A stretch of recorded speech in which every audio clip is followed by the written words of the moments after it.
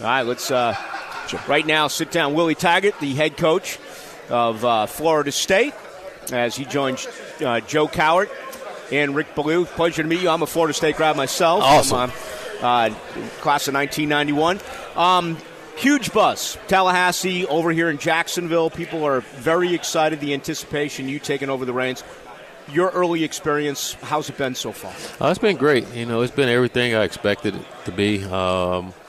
It's pretty much everything I grew up loving about Florida State, and now I'm part of it and getting to experience what everybody else experienced over the years, being inside of it. But everyone's fired up.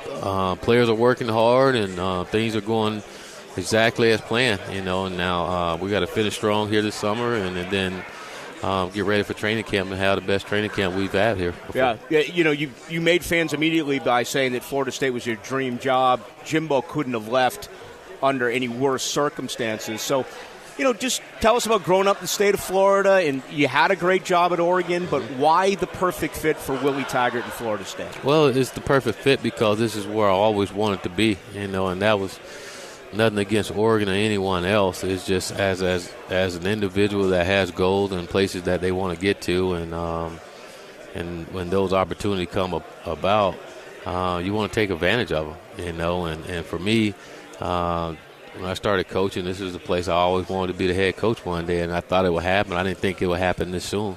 I thought it would be later on down the road, and after being at Oregon 1 year, you're like, you got to be kidding me, And it's tough because it's a tough decision, and you're affecting a lot of people when making a decision.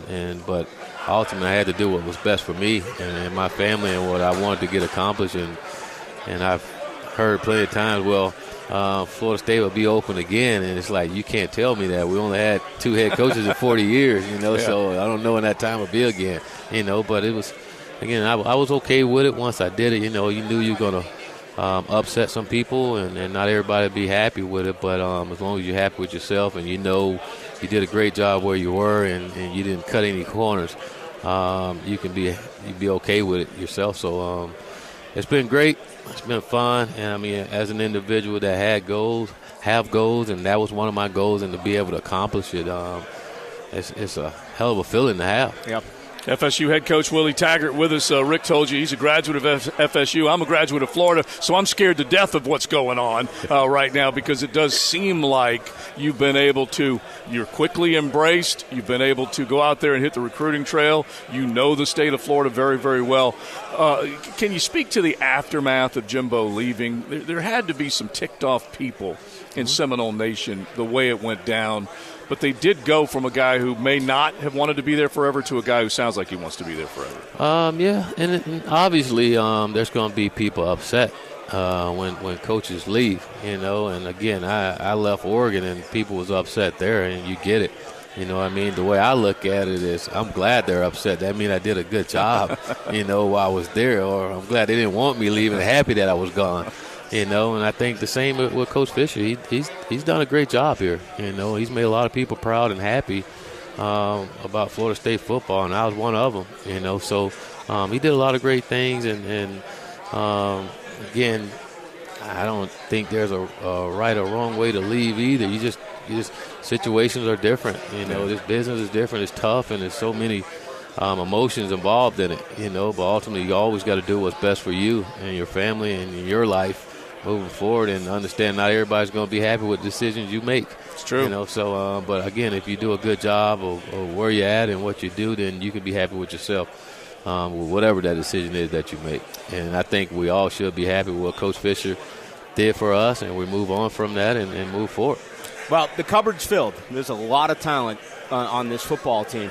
Tell us about the evaluation process, and I know that probably changed for you during spring ball, but did you go back and watch film? Did you watch games? And if so, did you look at guys and say, yeah, that's good, but maybe we should have done it this way, or maybe we should have done it that way? How does that whole evaluation work?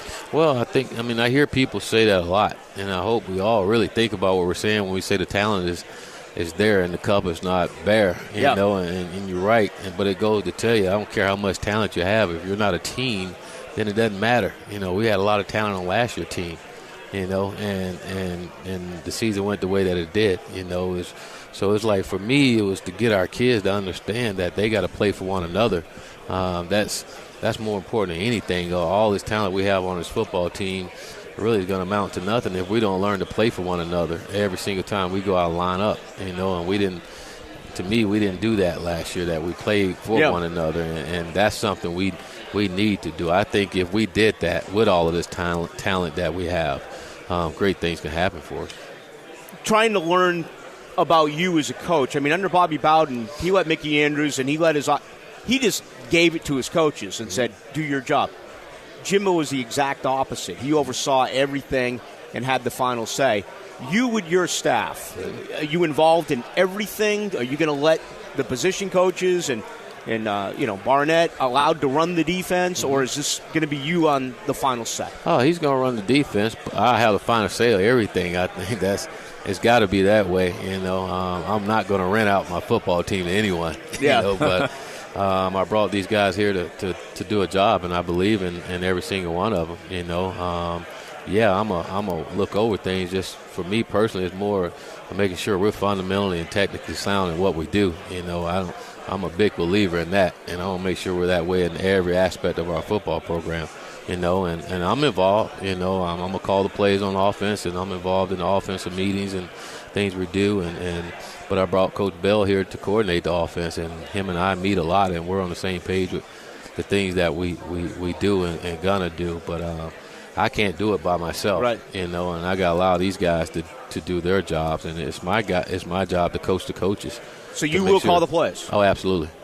Okay. Mm-hmm. Yeah, I mean, that's really, I think most Seminole fans want to know. We're here with head coach Willie Taggart, a couple more minutes with the FSU head coach, but people are dying to know, what is it going to look like? Who's going to be the guy running it?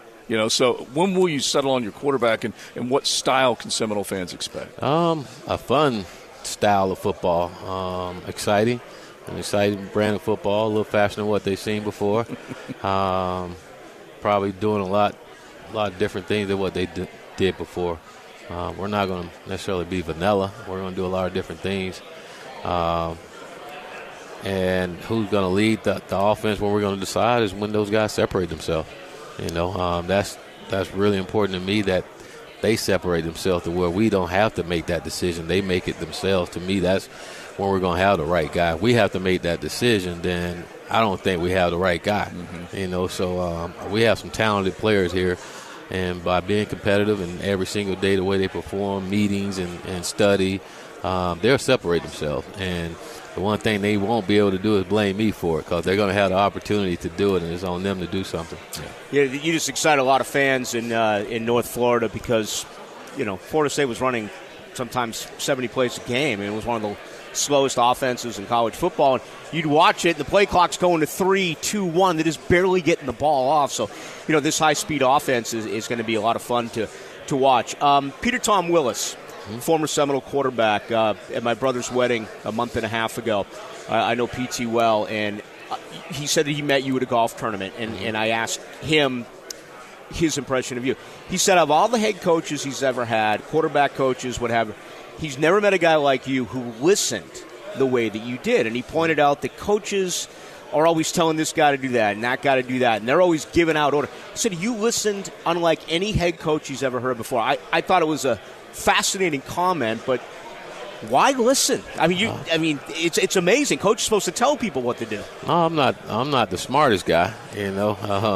I learned from a wise man a long time ago. Sometimes just listen to others or surround yourself with smart people can help you be successful in life. But I'm a guy that don't have a big ego. I'm confident in myself, and I believe in myself and what I'm all about. But I'm also wise enough to understand I can't do it by myself. And listen to people. To me, it helps me make better decisions on decisions that I have to make. And I think it's good to hear from other people. And sometimes they kind of have it where you concur that the decision you get ready to make is the right one when you start to hearing from others. But I mean, you bring coaches in here from a lot of different places, and they've done a lot of different things, and they probably experienced things that you haven't before. So listening to them, and to me, as long as it fit into the culture of what we have and the foundation of what we're doing, then and going to help our team be better, I'm all for it. But again, it goes back to as long as we're fundamentally and technically sound, then we'll do it. If we're not going to do it. Yeah. Final moment with Willie Taggart, head coach of Florida State, just on the offensive side and all the attention's on the quarterback. But, the health of that offensive line. Also, you had some key wide receivers go down. Health-wise, what do you expect coming up here in August? Well, in training camp, expect for our linemen to be back. Some of the guys that missed spring ball, having them back, which would be great. I'm excited because I didn't get to see them in spring ball. Right. To get them out there would be fun. I'm also excited to see the guys that participated in spring ball, see how much better they've gotten. I thought we probably benefit more than anything is some of those younger guys got a lot of reps in spring ball, which should help them as we go through training camp. So watching those guys come out, they're healthy now and be ready to compete. I'm excited to see the improvement that those guys have made. Well, Willie, I know that you're enjoying it, embracing it, have fun. All those Seminole fans will be watching with great interest when you kick off the season, see what it looks like. Hey, thank you guys for having me on. Thank Go you, Noles. Willie. Really nice to meet Appreciate you. it. Willie Taggart, head coach of Florida State.